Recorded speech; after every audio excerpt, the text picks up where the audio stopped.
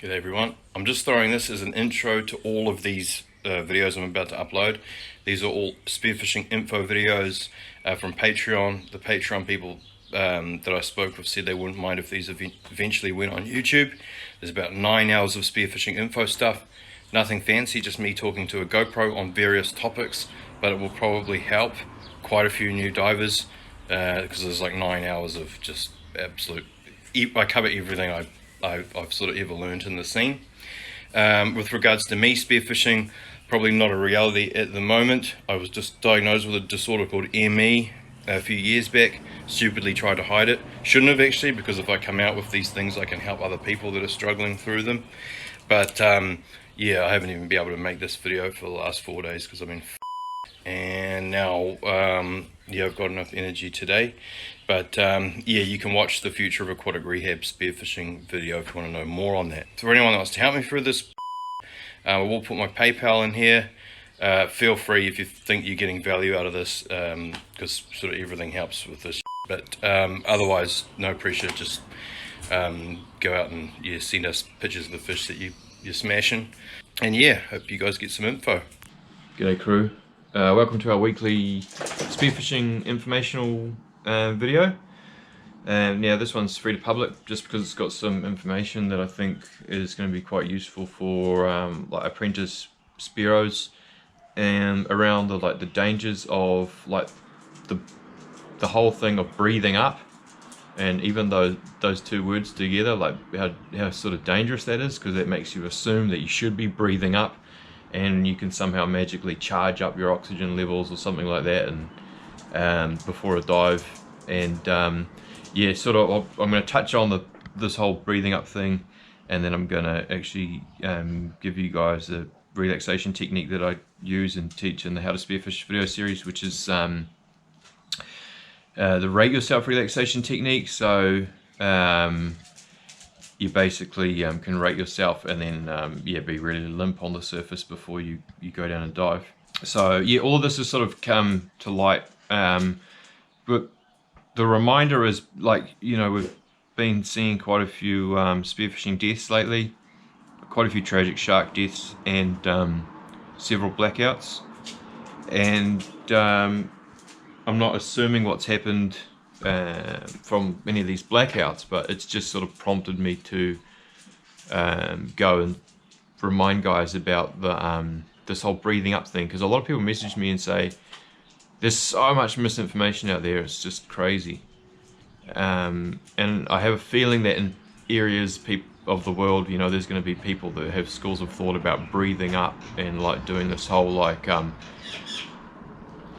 you know, deep breaths before you dive and all this kind of stuff that leads to essentially hyperventilation, which leads to diving with a lower amount of CO2, and CO2 is the gauge to know when to breathe, because CO2 makes you feel uncomfortable because we don't have an oxygen gauge. And what that does is, yeah, you're going to have a better breath hold if you breathe up, do a technical breathe up, because your CO2 tolerance is, your warning system has been extended further in time. So you're not using your warning system effectively, and you might run out of oxygen on the way to the surface and without even having a warning. And so we have to use, because CO2 is our only tool for knowing when that uncomfortable feeling, it's something that we have to need, because we're not just free diving and relaxing and going down a rope or whatever. What we're doing is spearfishing is hunting, so twisting, turning, getting into cray holes, swimming horizontally over patches of weed, hiding in the weed, looking at fish, and all these distracting sort of things. So you want to use that CO2, you want to use that that warning system and not delay it, because you might get distracted by a fish, and then your prey drive sort of takes over, and then you bring yourself closer to blackout. So so I'll go over what is the goal of a breathe up. Breathe up, and I'm going to stress, I really hate that like breathe up thing, because it just sounds like shit, because it's like you shouldn't be breathing up. You should be staying at a natural homeostatic state of CO2 and O2 as much as you can. And breathe up or pre-dive sort of, you know, ritual or whatever you do. So the goal isn't to increase oxygen levels or decrease CO2 levels or whatever. The goal is to be as relaxed as you can in this circumstance. So let's say that could be finning into the current, it could be looking at fish, or all the myriad of stuff that spearfishing throws at you. Your goal before you drop is to be as relaxed as you can, and to be basically in homeostasis when it comes to which is basically like a natural amount of CO2 and O2. You want that to just be at normal. Homeostasis kind of just means like everything's in balance. So that's the goal. Use that, and then so you know, I was told about 10 years ago by really good New Zealand free divers. Essentially, it's just breathe as normal, get as relaxed as you can, and then descend. So yeah, that's the goal of a breathe up. The goal is to become as relaxed as you can and be at that level state, and to also have recovered from your previous dive as well. So as everyone sort of knows, it's at least double the dive time, and sometimes I'll give it more. Quite often, you know, because I'm only hunting fish, I don't go out there free diving. I do give it quite a lot of time, unless we're doing like crays or kinners or something like that, commercial kinners or whatever. But yeah, so that's essentially the gist of what the breathe up phase is, and I think we really need to get rid of those two words together, breathe up. So I'll just rewind a bit, and just for like real new guys or people that are watching this that are looking at getting into the sport and don't know anything about it. Essentially, when you hold your breath, your oxygen levels are dropping, and oxygen is converting into CO2, and CO2 levels are rising. Now, oxygen levels dropping, you don't notice oxygen levels dropping. The only real gauge that you might have with oxygen levels dropping is apparently mountain climbers can get like dim vision. Just the vision starts to dim slightly. You're not gonna notice that in the water. And then the only other thing is that you run out of oxygen and your brain switches off, which the technical term is cerebral hypoxia. So oxygen levels are dropping.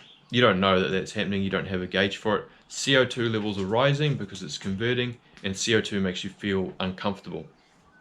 Now, you develop a tolerance to CO2. So more and more and more CO2, you can develop a tolerance to it, and that's how you hold your breath for longer, so you don't feel uncomfortable.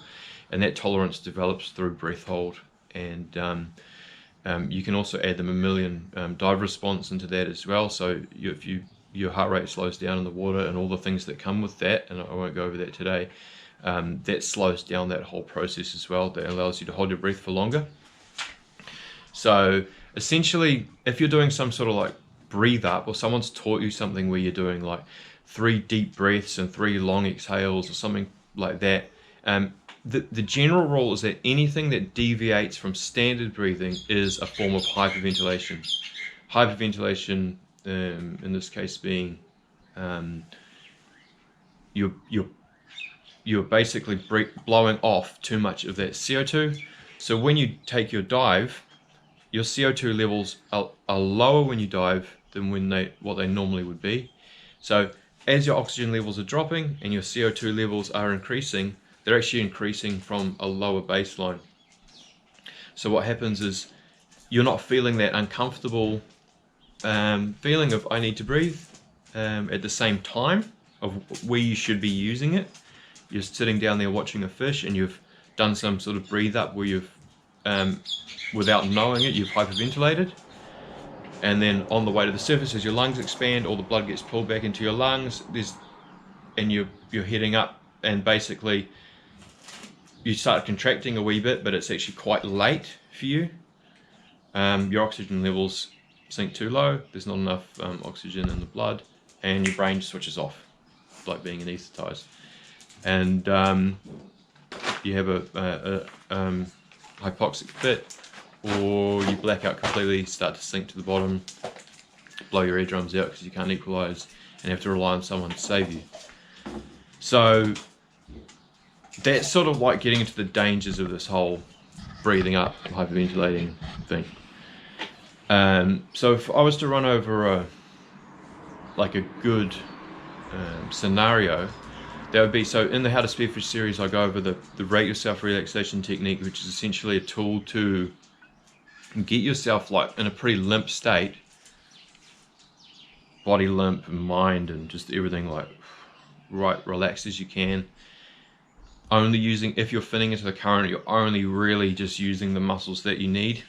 And a lot of this just comes to guys with a lot of experience. A lot of guys with a lot of experience probably, they don't even think about this stuff and it's all just happening.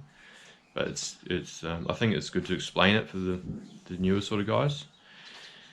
And yeah, get in that really, really limp state, and then take a final breath and drop do your drop, knowing that you're not at a you're not dropping with a lower level of CO2.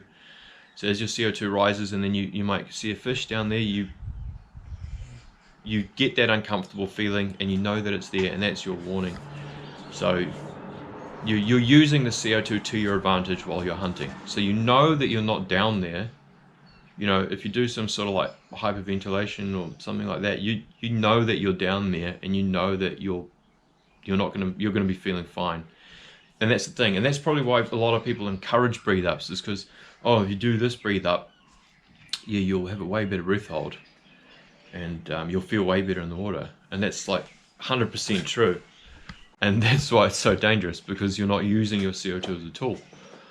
So with the Rate Yourself relaxation technique, I've got all the diagrams and stuff like that on the How to Spearfish series. I think the episode's about 55 minutes and there's over 10,000 words on there, so we get pretty full on into it. But essentially what it is you rate yourself out of 10. So 1 being the most relaxed that you can be, and 10 being like anxious as, heart's pumping, muscles are burning, yeah, 1's just like fully limp, you're not even thinking, you're just in freaking, this is zen. So what you do is, you're on the surface, let's say you doubled or tripled your previous dive time, you rate yourself out of 10. So you go, think about your muscles, think about your heart rate if you can, think about how much you're thinking and how wide you are and what's going on, is there fish and whatever. And you say, I'm really geared up, I'm like, stuff's been crazy, the sharks swimming around and stuff, and let's say I'm at a 6. Now, what the goal is basically get yourself as close to a 1 as possible before you descend. Now remember, with hunting, if fish in that swim under you, there's no point getting yourself down to a 1 if you've got good shot opportunities. So blow that out of the, don't think that this is something that you have to do, because if there's pelagic fish swimming around underneath you, this is just to get a really good dive if you're hunting. You know, if you know there might be fish down there and I want my best shot at getting them down on this reef lip or ledge or whatever. So let's say I'm a 6. Essentially what I do in the water is I basically have gauged myself, and then I'm breathing as normal as I can. I'm not trying to think about my breathing, even though it's hard when you do think about your breathing, you start thinking about it, but just keep everything as normal as you can. And then every time you exhale, just visualize pulling yourself down towards that 1. So you exhale, you might go down to like 5.5, and you visualize all your muscles start going limp and the mind starts slowing down a bit. And that's the only thing you're focusing on. So you're not thinking about, oh, the fish and the sharks and rah. So there's a couple of ways that this tool works, it works on a few different levels in the mind, because it's distracting and it's consciously relaxing you. And what it does is it also works in tandem with the dive response, which also induces bradycardia, and also exhaling does slow the heart rate. But yeah, so but that's getting a bit too far into it because there's a few technicalities and contradictions in there as well. But essentially 5.5, and then I breathe in normally and then breathe out, and let's say I get down to 5, and then I'm starting to feel like my body go a bit more limp, but I'm just gently finning along or whatever, or even just floating if it's really a spot with zero current, and then again whatever down to 3 or 2, and then what you'll find is that you're just pulling yourself down towards that 1, and then something might happen and you're right back up to 4, and then you know, like your mate grabs you on the leg, it's a dickhead and pretends to be a shark or something, and then you just and then you're straight back on your gauge. So what this does is it allows for like interference and stuff as well. It allows you to sink back into relaxation as fast as you possibly can. So yeah, and then basically what I do is, like, say I'm 1.5, 1, feeling really, really limp, like the whole body's limp. I've like learned this so hard that my body actually just gets limp thinking about it. Get down to 1 and you're just like in that state, and then 1 full breath out, and then a 2-stage exhale. Inhale, sorry, 1 full breath out and then a 2-stage inhale, or just, that's just a fancy term for fill up your lungs with air. Essentially, like what I do is just sort of breathe into the stomach and then breathe into the chest, but whatever's most comfortable for you. You can learn a lot more about that at freediving courses and stuff, and that's something I'd highly recommend too if you haven't done a freediving course, because you'll learn to rescue your buddies, and you'll learn a lot more about all this kind of thing. And yeah, basically just you're fully relaxed, you know that your CO2 levels aren't too low, you haven't done any sort of crazy breathe up or anything like that, you know that you're confident that you're going to be using that CO2 as a gauge. Also, you've got a buddy there. Remember that you can't just go and do this without a buddy and then do like deeper diving and stuff like that, or even long diving, because everyone's physiology is so different that people will still black out using even this technique, because you might have such a high CO2 tolerance that you I'll digress a little bit. Like, even I've seen guys doing statics in the pool, like even at a minute 20. I've seen one guy, he started having like samba, so like the hypoxic sort of fit, every single time he had about a minute 20 in the pool. So, and that's, you know, that's not very long, as a lot of you guys will know, for a relaxed pool static breath hold.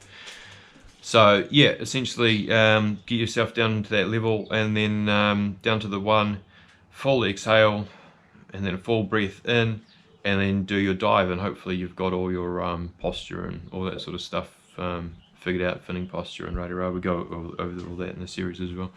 But yeah, that's the basics of it. So that, and I like to replace that word breathe up with just like a pre-dive technique, or pre-dive ritual, or whatever the hell you want to call it. Because yeah, that breathe up is just really deceiving and dangerous, and I guarantee you that new people have died in the sport.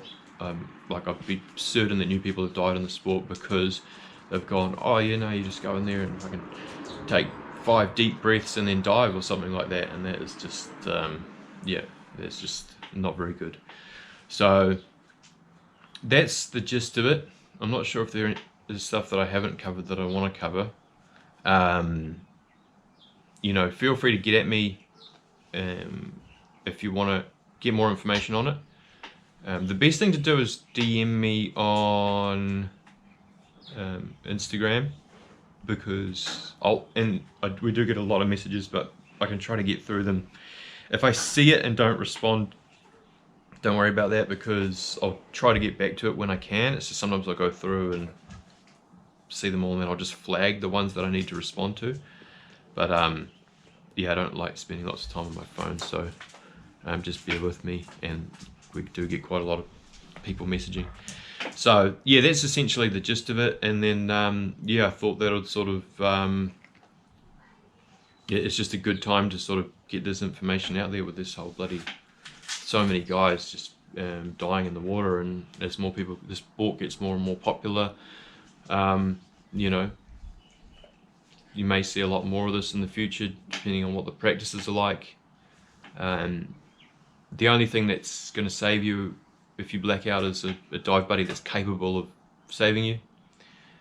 And I like to stress to the buddies, when someone blacks out, your breath hold is going to be nowhere near what you thought it was. There's a lot of factors that can contribute to you know, your heart going absolutely ballistic when, you know, someone's in danger, especially over, you know, even reasonably like normal depths, 10 meters, 15 meters, 20 meters.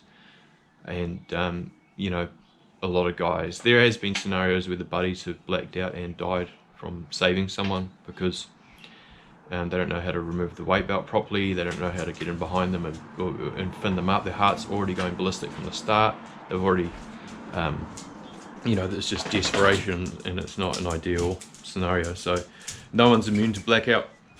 And then there's a lot of other factors like sleep and alcohol and hydration and all that stuff. Because remember, hydration we went over last week, epic for your equalizing, and that's the main factor as to why a lot of guys can't equalize. So you got to stay hydrated for all those other reasons as well. Keep your blood so it's not too thick. Ease into it. That's what I'd say, is to ease into it and don't force it. Concentrate on hunting and concentrate on killing fish and ease into it. Don't have to be some sort of like breath hold freak to kill fish. Motivation kills more fish than skill in some scenarios, depending on how healthy the populations of fish are. So just bear that in mind, and if you have any questions, just DM us.